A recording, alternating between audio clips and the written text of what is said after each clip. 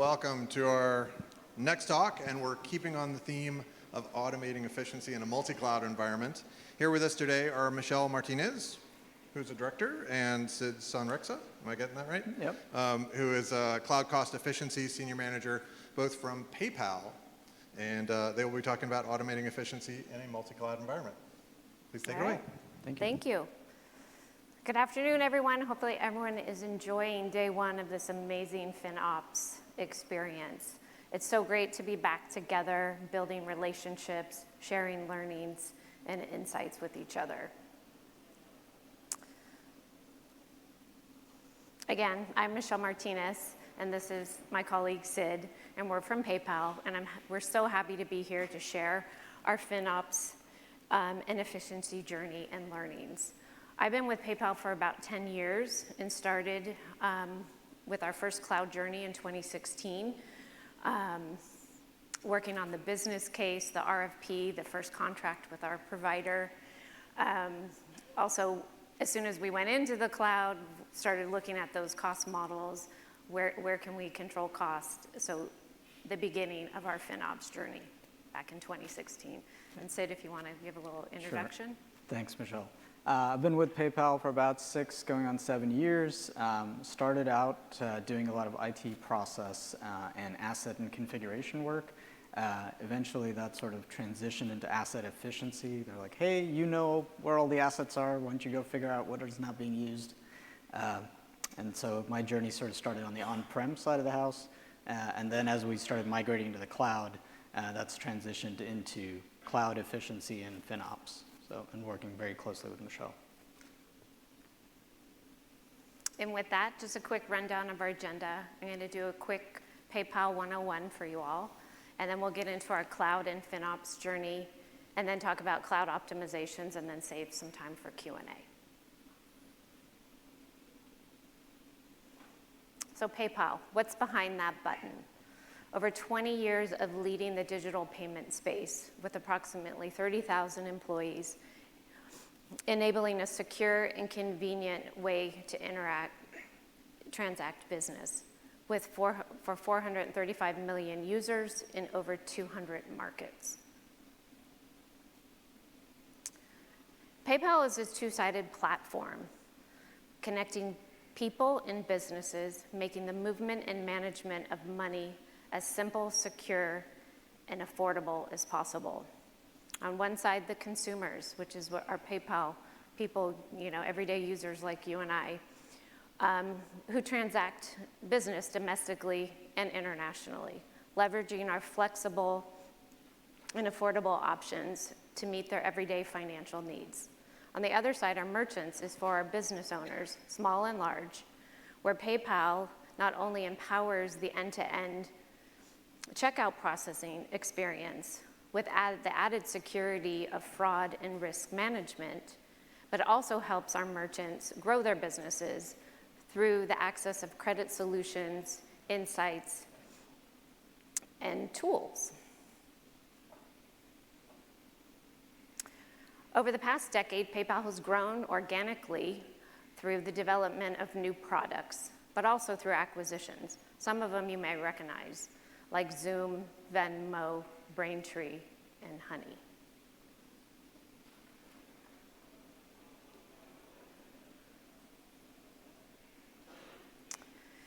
As PayPal grew, so did our cloud footprint. We started our journey in 2016, as I said, migrating our developer platform. This was a natural first start for us, as this platform was in dire need of modernization, and improving our experience for our developers was a huge priority for us. In 2017, we converged our Braintree and Venmo infrastructures, adding new cost providers to our portfolio. Continuing with our strategy in 2019 and 2020, we continued with our on-prem migration to the cloud with our first production workload, our monitoring services, Sandbox, and some corporate applications. This added much complexity and scale to our public cloud footprint. Our current focus is on our data analytics and AI/ML models, introducing many new technologies into our public cloud bill. With this exponential growth of the public cloud came the inherent need to drive efficiencies and assurance of value. So as our technologists were migrating to the public cloud, we saw the need to step up our game and do more than planning and forecasting. We enhanced our cost transparency and governance objectives by investing in tools and processes. We engaged with our end users to drive that accountability. We came to the table together, decided what their forecast should be, what their target is, and started measuring them against those targets. We also had leadership support, which I know a lot of people have talked about that. Having leadership support is important to make that investment to get those savings back into the bottom P&L line item. So where did we start? We started with assessing the levers, prioritizing them based on effort and return. So going after those quick wins, that low-hanging fruit. So we started with, deleting those unattached disks, abandoned storage buckets, snapshots that had been out there for multiple years. Also shutting down our orphan VMs. We also took a look at our financial and contract efficiencies, taking advantage of those commitments, RIs, savings plans, and also, looking at new SKUs that the providers were offering. Maybe it was time to try an E2 versus an N1 and drive some cost savings. We did that, as well as, looking at different regions. So with that, we attacked that low-hanging fruit, but we knew that hygiene needed to continue, and I think we've heard that theme throughout the day as well. So that brings us to automation. And with that, I will hand it over to Sid to take us through our optimization strategy. All right. Thanks, Michelle. So, talking about our journey to automation. So to do that, let me first dive a little bit deeper into that assessment phase that Michelle mentioned about the various opportunities we were looking at.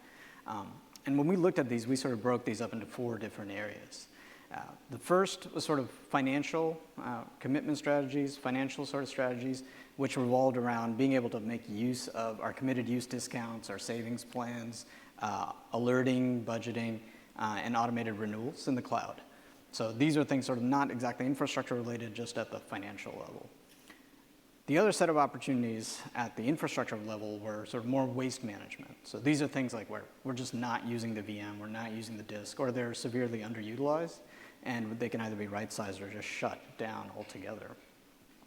The next level up from that, still in the infrastructure layer, was more around consumption management. So things like, hey, these are resources we can use, we are using them, but we're just not using them all the time. So a lot of this had to do about tracking our resources and doing dynamic scaling, so to match the resource usage with the actual demand throughout the day. So things like VM start stop, auto scaling of our clusters that we use with our containers and things like that. And then at the far end, we've got sort of application layer efficiency. So these are much more specific and tied to the workload. These are things like optimizing the code of a given application, maybe reducing the number of API calls it makes, logging, things like that. And so those are more one-off, et cetera. So when we speak about automation across these various opportunities, on the far left, the financial stuff is still fairly manual for us. There are things that we're looking at to potentially automate this, but at this point, that's largely manual. Automation right now, for the purpose of this talk, we're focusing mostly on waste and consumption management. And then the application layer is sort of more of an aspirational North Star for us to eventually get there. So how did we sort of start the automation? So initially started through that quick wins process. So quick wins started entirely as manual. We started with sort of like as an example, unattached disks, idle VMs, things like that. Looking at unattached disks, the high-level process of what we did was, hey, identify a set of disks that we are not using, don't seem to be used.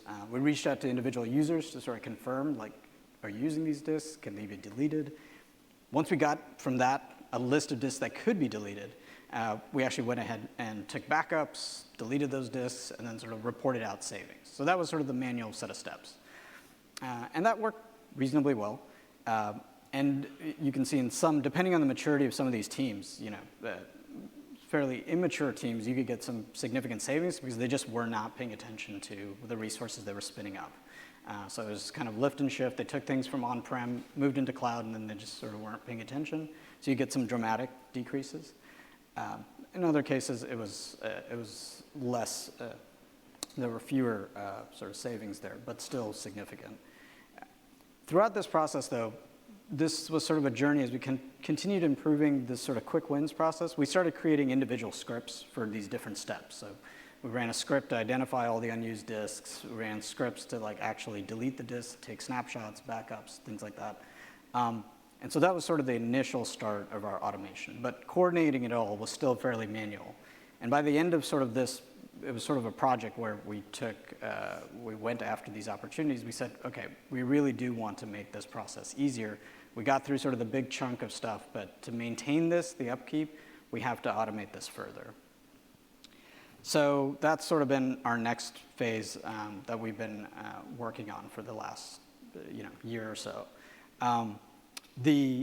We had several goals for the automation. One was it should be near real time, or as close to that as we could get it. So we don't want to sort of wait to get these recommendations and sort of attack them monthly or something, which was what we did have to do with the quick wins process, because there's only so much time you could spend manually evaluating these.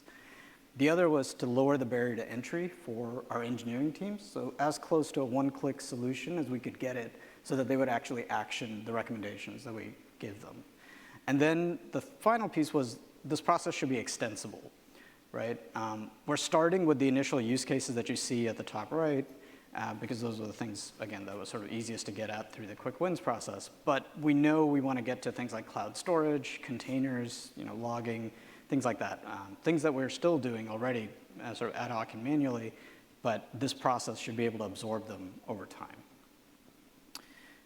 So what was the process that we take for this? Essentially, all of these things, these use cases go through sort of 4 main steps and then reporting. So the initial step is sort of data analysis and cleansing, where we're looking at the telemetry, looking at the utilization data, come up with a list of potential opportunities, things that could be removed or right-sized. Then it goes through a step of prioritization and filtering. So okay, of these 100, 150 opportunities, whatever, what's the list you can actually go after? Then comes sort of working with our users to, again, notify them of these opportunities and getting some kind of feedback of what they want to do with it. And assuming they approve, we go through the execution stage. So even though this is automation, sort of end-to-end automation, we always have a human check there before the code will go and say remove a disk or right sizes it or anything. And then finally, reporting is sort of what lets us view this end-to-end and sort of keep it on track, because you can't sort of fire and forget in this process. So that was a high-level process. So let me kind of list out what is our the high-level sort of architecture of how we set up the different components that make this process up. So it starts, like I mentioned, with that initial analysis and getting a list of recommendations. And that's at the far left that you see there. So we've got sort of various sources that those recommendations can come from. You've got third-party tools. In our case, we're using Cloudability. You've also got the individual cloud providers. So they provide recommendations of what you can do. And then we've got our own custom recommendations that we come up with based on data that we're tracking or knowledge that is specific to the business that we know. So that gives us a list, that gives us tons of recommendations. Those all go to and get consolidated into sort of this PayPal logic block, which is our own custom database. We store that in there, and really it serves 2 functions. So one is to have sort of a standardized list, master list of all the recommendations across all these different sources. And then the second piece is applying that filtering and prioritization I talked about before. So what is this really? The challenge we had was third-party or cloud providers, they will generate a lot of recommendations for you. But a lot of them are kind of suggestions, oh, you should go take a look at this. And the PayPal logic block, what we try to do there is at least apply some of that reasoning beforehand, before we ever send it to the user. So things that, like the potential savings of an opportunity is just too low. It doesn't make sense. You're going to save 2 cents. Who cares about it? In other cases, we know that there are certain inefficiencies, if you will, or unutilized resources, but they're there on purpose. So you may see an unattached disk, but it is there because it's storing a golden copy or it's a backup of something, and we know we don't want to delete that. So we store that logic there, and we curate that list down further. Once we have that, next comes sort of the user interaction, and we do that through 2 ways. So one is emails. We send out emails to the individual owners of the projects in the cloud, and that lets them know, here are the potential recommendations that you could take for your project, things you could look at. It also gives them sort of like what their potential savings are from doing that. If they don't respond, and we'll get to how they can respond in a second, but if they don't respond, after a while, this will sort of kick off an escalation process. So if they don't respond, it goes to their manager or their manager's manager. Right now, it just sort of ends there, but potentially in the future, once we're confident in the process, if the dollar amount's high enough, you could go as high as to your VP or whatever. The other mechanism that the users have to interact with us is a dashboard. So they will see for their projects, again, just a list of, hey, here are all the potential opportunities for you. And that's also where they can take action on these opportunities. And we'll show you an example of that a little bit later. Now, what do these actions look like? So they really have 3 options here. One is they can look at any given recommendation, and they can say, no, I don't agree with the logic you used here, or no, I have a valid reason for this is the way it should be. The vendor requires a specific configuration. I can't right-size my VM. Whatever it is, they have some reason why they can't do it, so then they can request an exception. And again, through that same dashboard, they can click a button and it kicks off a workflow where they can request an exception. It goes through an approval. It's a little bit painful on purpose so that not everybody's just clicking an exception for everything, but again, it is relatively automated. The other option is they can create a ticket for themselves, for their team, so that it gets added to their sprints. And the reason for this is, again, they may agree that, they may agree that we need to do this particular recommendation, but they don't agree with the exact specifics. So as an example, we've come across, we made right-sizing recommendations that says, hey, you should go from a SSD to a standard disk. And they say, standard disk, we don't think we can do that, but we could probably go to a balanced disk, given our particular performance requirements. So, in that kind of scenario, or if it's just too complex where we can't really fully automate it, it gives them an option to create a ticket, and then they can put it as part of their sprint in their regular operations. And then finally, there's the actual full automation, right? So they click the button, and then the orchestration layer will go ahead and either delete the disk or right-size it or whatever. In all cases, it'll also take care of taking the bookups and making sure that operation completes successfully end-to-end. So it makes individual API calls to Google or Azure or AWS, whichever cloud provider it's tied to perform these actions. Now, that orchestration layer for us is a custom orchestration layer, mostly because we already had orchestration for other purposes, things that were done in the environment. So we're piggybacking off of that. But potentially, that could be a third-party tool that we may evaluate in the future. And then finally, as I mentioned, dashboarding. So for all of this, the nice thing about at least having the orchestration layer that we control to a certain extent is we can put the individual data and tagging, so we track the status all through this process as we are reporting on how well people are doing through this. So let me give you some examples of what that looks like for those different stages. So here you'll see an example of the emails that go out. So again, we try to keep it as simple as we could, highlight what are the new recommendations that have come out to individual users, what are things that are hanging around from previous notifications to them, and what is going to be escalated on them, right? And we try to give them what the expected savings is, and this also provides links out to the dashboard and any documentation that sort of explains what it is that's being sent in this email, what the expected action is of the user, of the engineering team. If they click that link to the dashboard, they come to a page like this. where, again, it gives them a list of all the recommendations, gives them sort of their current status, and if they click on any one, they can see details about that particular recommendation, both the technical sort of details about what is the resource, what region is it in, that sort of thing, as well as it'll have links out to sort of the telemetry data. So if the recommendation was because of Google or from Cloudability, we have links out to those pages so they can see exactly what their usage was and why it generated the recommendation it did, right? Like what was the IOPS threshold used in order for them to make the recommendation on this disk? So assuming they're satisfied with all that, then at the top right that you'll see there, they sort of have three different options. They could do the terminate the disk, or they could generate a ticket, or they can click that needs more time button, which kicks off that exception flow we talked about. And then we come to the reporting side. So apologies in advance for all the blurriness.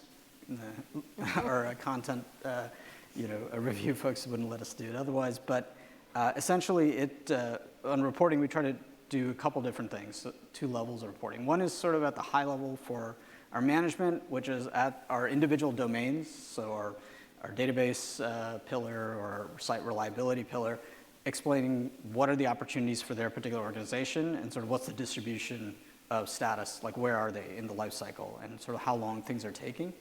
And then what is sort of the cost avoidance of that. So at the bottom, you see there our cost avoidance curves.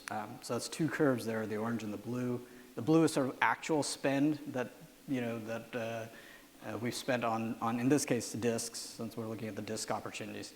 And then the orange curve is like what you would have spent if you didn't action the stuff that you've completed to date. So over time, hopefully those curves should drift further apart, and you should see like, oh, here's what we saved. The other half of dashboarding goes a little bit more detail, again, in this case about disks, so it shows you costs by disk type and sort of the volume distribution. But the thing I want to highlight is more on the bottom, which I think echoes some of the other points you probably would have heard about both highlighting or spotlighting teams that are potentially falling behind. They have opportunity areas, but also then highlighting the successes. So we try to sort of keep sort of the top 10. Hey, here are areas where you could improve, but then here are teams who've done really well, and they've actually implemented a lot of things, and here's sort of what their cost savings are. And then at the bottom right, the other thing we try to keep an eye out and not forget are those exceptions. So people will click that exception button, and they'll try to say, oh, yeah, I don't need to do any of this. But we still report on that to show, so it's not forgotten that, okay, yeah, these are things we're just not looking at for these reasons.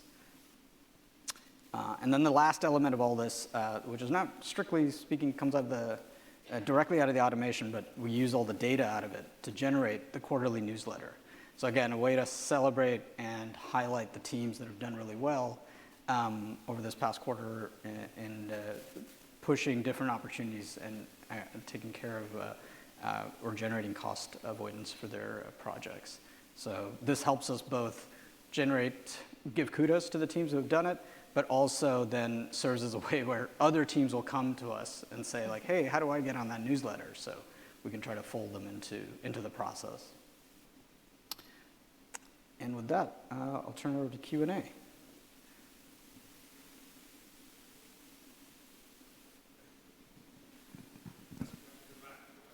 Oh.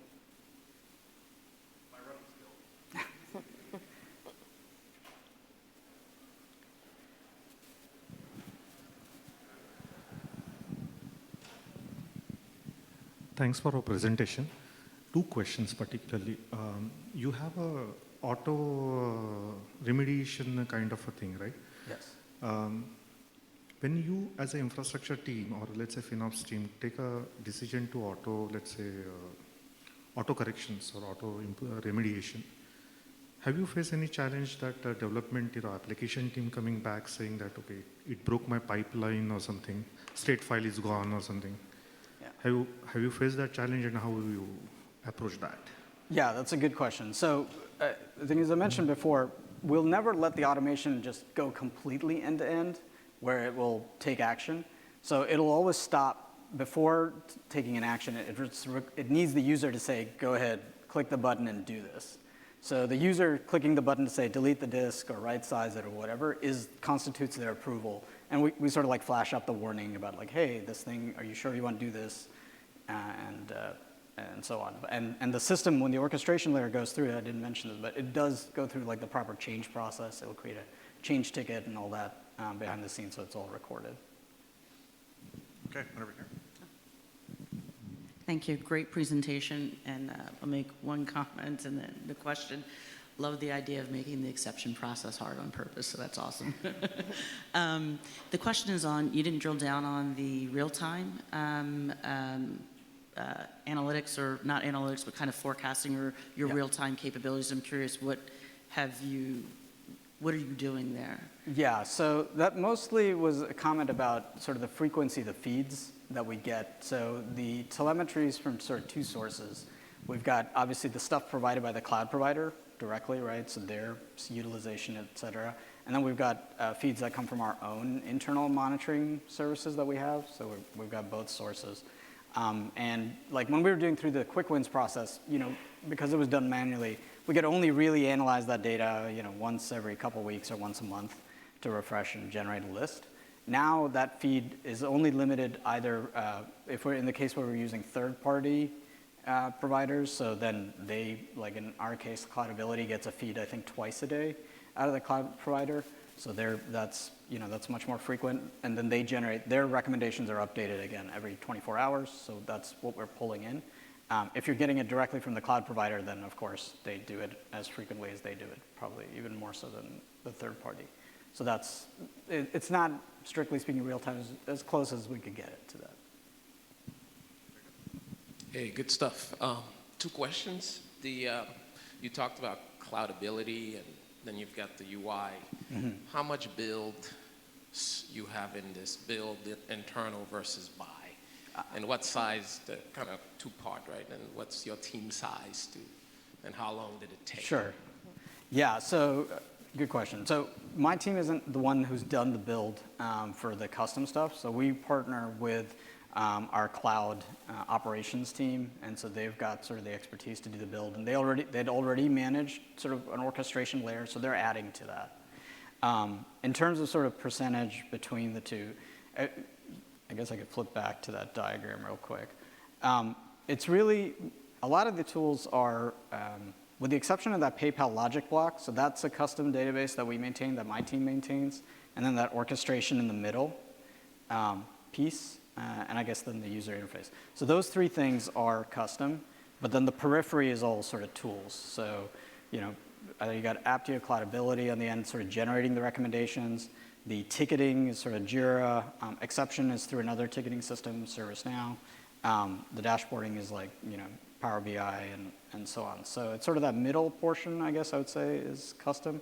And I think you asked a question about team size. So, the team that's like maintaining that PayPal logic stuff is about, I've got 3 folks who are working on that, or really 2.5. And then the orchestration team, I'm not sure how big that team is. But again, they're doing multiple things beyond just this. Yeah. Okay, unfortunately, that is all the time we have for Q&A. If you want to go to that last slide, your contact information will be up there as it is on the back of all of the badges. So please let's give a big hand to Michelle and Sid. Thank you. Thanks for watching that session. I'm sitting here in San Diego right after FinOps X. We hope you join us next year here live 2024. In the meantime, please subscribe to the channel and join the community. Get involved, join the summits, get in a working group, and don't forget to get FinOps certified. Because next year here in San Diego for FinOps X, it's going to be twice as big. Come join the party. Come meet your people. Welcome home.